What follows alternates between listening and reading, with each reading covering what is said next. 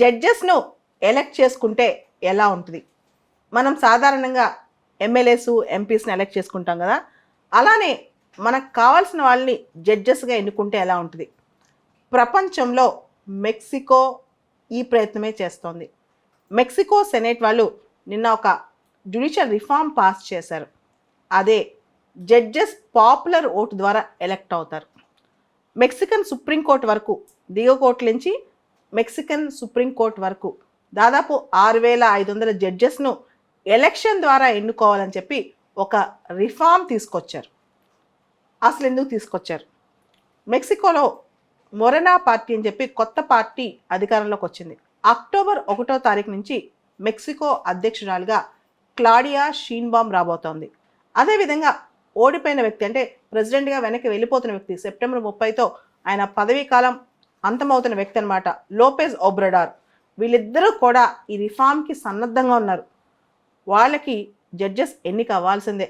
Judges appointment system లేదు ఇంతవరకు కూడా, అంటే ఈరోజు వరకు కూడా మెక్సికోలో జడ్జెస్ని అపాయింట్మెంట్ చేసేవాళ్ళు.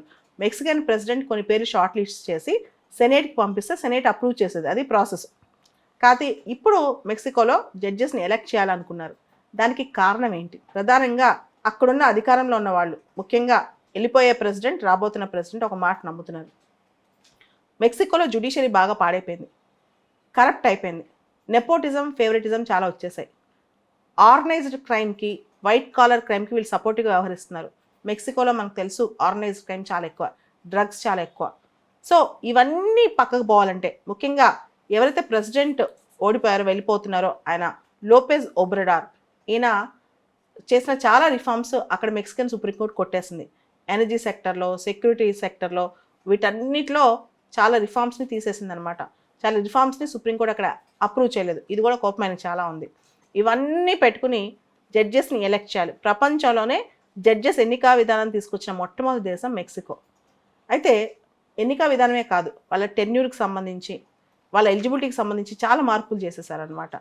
ఇంకొక మార్పు కూడా ఎనానిమిటీ ఆఫ్ జడ్జెస్, అంటే జడ్జెస్ గోప్యత, వాళ్ళు ఆ కేసులో డిసైడ్ చేశారని తెలియకుండా కూడా డిసైడ్ చేసే విధానాన్ని కూడా తీసుకొచ్చారు. ఇది కూడా ఒక ఈ ఆలోచన ఒక గొప్ప విధానం అని చెప్పొచ్చు.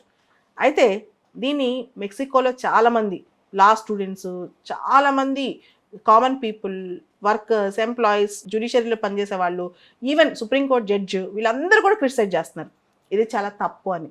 ముఖ్యంగా ఇక్కడ ఏం తప్పు అంటే, జడ్జెస్ ప్రజలతో ఎన్నుకొనబడితే, వాళ్ళే జడ్జెస్ అవుతే, వాళ్ళకి పాపులిజం కోసం ఏదైతే సెన్సేషనల్ కేసులు, ఏదైతే పాపులిజం తెప్పించే కేసులు ఉన్నాయో వాటి పరంగానే ప్రజలకు సపోర్టుగానే జడ్జిమెంట్స్ వస్తాయి. మెరిట్ చూసి కాదు, పాపులిజం కోసం. రెండోది checks and balances. Checks and balances అంటే ఇక్కడ జ్యుడిషియరీ ఇండిపెండెంట్గా అపాయింట్ అయితే అది డిఫరెంట్గా ఉంటుంది.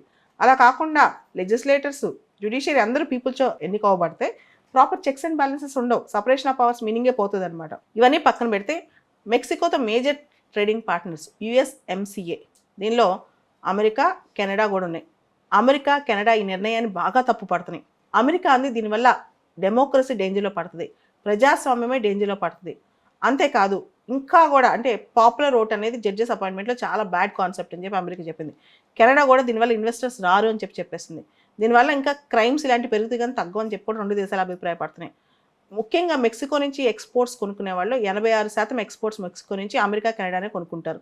ఈ రెండు దేశాలు కూడా చెప్పేసాయి ఈ రిఫార్మ్ తప్పు అని చెప్పి. కానీ మెక్సికోలో మొరెనా పార్టీ, ఇప్పుడు అధికారంలోకి వస్తున్న పార్టీ, వెళ్ళిపోయే ప్రెసిడెంట్, వీళ్ళందరూ కూడా దీనికే సపోర్ట్ చేస్తున్నారు. అసలు ఇంత సపోర్ట్ అనేది ఎలక్షన్ ఆఫ్ ద, అంటే పాపులర్ ఓటు ద్వారా జడ్జెస్ అపాయింట్మెంట్ కావడానికి. అసలు ఇక్కడ మనం తెలుసుకోవాల్సింది మెక్సికో జ్యుడిషియరీకి ఏమైంది. మెక్సికో జ్యుడిషియరీలో కరప్షన్, నెపోటిజం చాలా ఎక్కువ ఉన్నాయి. అక్కడ ఎక్కువగా డ్రగ్ కార్టల్సే ఎక్కువగా అన్నిటినీ డిసైడ్ చేస్తాయి. ఇన్ఫ్యాక్ట్ జ్యుడిషియరీని కూడా డ్రగ్ కార్టల్సే మేనేజ్ చేస్తుంటాయి అంట. అక్కడ గ్లోబల్ ఇంప్యూనిటీ ఇండెక్స్, అంటే తప్పు చేసినా తప్పించుకునే ఇండెక్స్లో టాప్ ఉంది మెక్సికో. గ్లోబల్ ఇంప్యూనిటీ ఇండెక్స్లో ఆల్మోస్ట్ టాప్ ఉంది మెక్సికో అనమాట. ఇవన్నీ పక్కన పెడితే మెక్సికోలో మర్డర్స్, రేప్స్, ఇలాంటి క్రైమ్స్, ఆర్గనైజ్డ్ క్రైమ్స్లో పనిష్మెంట్ పడే కేసెస్ చాలా తక్కువ ఉన్నాయి. అంటే పనిష్మెంట్ సరిగ్గా పడట్లేదు, చాలామంది తప్పించుకుంటారు.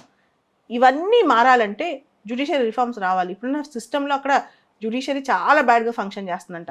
అదే ప్రధానమైన కారణం అని చెప్పి అక్కడ సెనేట్లో ఎవరైతే బిల్లుకి సపోర్ట్ చేశారో వాళ్ళు చెప్తున్నారు. 2022లో మెక్సికోలో చేసిన ఒక సర్వే ప్రకారం మెక్సికోలో జరిగే క్రైమ్స్లో 93% అన్రిపోర్టెడ్, అసలు రిపోర్ట్ వెళ్ళవు. ఏదైనా 1% రిపోర్ట్ వెళ్ళినా దాని ఇన్వెస్టిగేషన్ సరిగ్గా ఉండదంట. ఇంత దారుణంగా ఉంది అక్కడ క్రైమ్ పరిస్థితి. అంటే విపరీతమైన క్రైమ్, ఆర్గనైజ్డ్ క్రైమ్, మేజర్గా డ్రగ్ కార్టెల్స్, డ్రగ్ ట్రాఫికింగ్ అక్కడ చాలా ఎక్కువ. కానీ దానిలో 90% అసలు బయటికి రావంట, అసలు రిపోర్ట్ అవ్వవు. ఇంకా ఆలోచించండి పరిస్థితి అలా ఉంటుందో. సో ఈ ఏదైతే కేసెస్ జ్యుడిషియరీ దాకా వెళ్ళినాయో అక్కడ కేసెస్ మాపప్ అయిపోతున్నాయి. ఇది పరిస్థితి మెక్సికోలో. మెక్సికన్ జ్యుడిషియరీలో హై లెవెల్ కరప్షన్ ఉంది అంటానికి ఇంకొక నిదర్శనం. 2000 సంవత్సరం నుంచి ఇప్పటి వరకు మెక్సికోలో రాష్ట్రాలు, అంటే మన ఇండియాలో రాష్ట్రాలు ఎలా ఉంటాయి, అక్కడ కూడా స్టేట్స్ ఉంటాయి. ఆ స్టేట్స్కి గవర్నర్స్ ఉంటారు, హెడ్స్ గవర్నర్స్ అనమాట. వాళ్ళకి దాదాపు వాళ్ళపైన 42 మంది పైన కరప్షన్ ఛార్జెస్ వస్తే కేవలం 17 మంది పైన ఇన్వెస్టిగేషన్ జరిగిందంట. సో అక్కడ హై లెవెల్, అంటే టాప్ ఎవరు ఉంటారో, ఎవరైతే టాప్ లెవెల్ మేనేజ్ చేస్తుంటారో వాళ్ళు అసలు జ్యుడిషియరీని మేనేజ్ చేస్తుంటారు, లీగల్ సిస్టమ్ని మేనేజ్ చేస్తుంటారు. దీన్ని ఓవర్హాల్ చేయందే ఆ దేశం బాగుపడదని చెప్పి అక్కడ కొంతమంది అభిప్రాయం. మెక్సికోలో జడ్జెస్ని పీపుల్ ఎన్నుకోవడం, పాపులర్ ఓట్ ద్వారా ఎన్నుకోవడం అనే విధానాన్ని తీసుకురావడం వల్ల మెక్సికోకి వచ్చే ఇన్వెస్ట్మెంట్స్ మీద తీవ్రమైన దెబ్బ తగులుతుందని చెప్పి మూడీస్ ఇన్వెస్టింగ్ ఏజెన్సీ, అంటే మూడీస్ రేటింగ్ ఏజెన్సీ ఉంది కదా, ఏజెన్సీ చెప్పింది. ఎందుకు?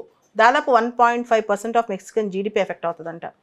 మనం కనుక చూస్తే మెక్సికోకి వచ్చే ఇన్వెస్ట్మెంట్స్ ఎక్కువగా అమెరికా, కెనడా నుంచి వస్తున్నాయి.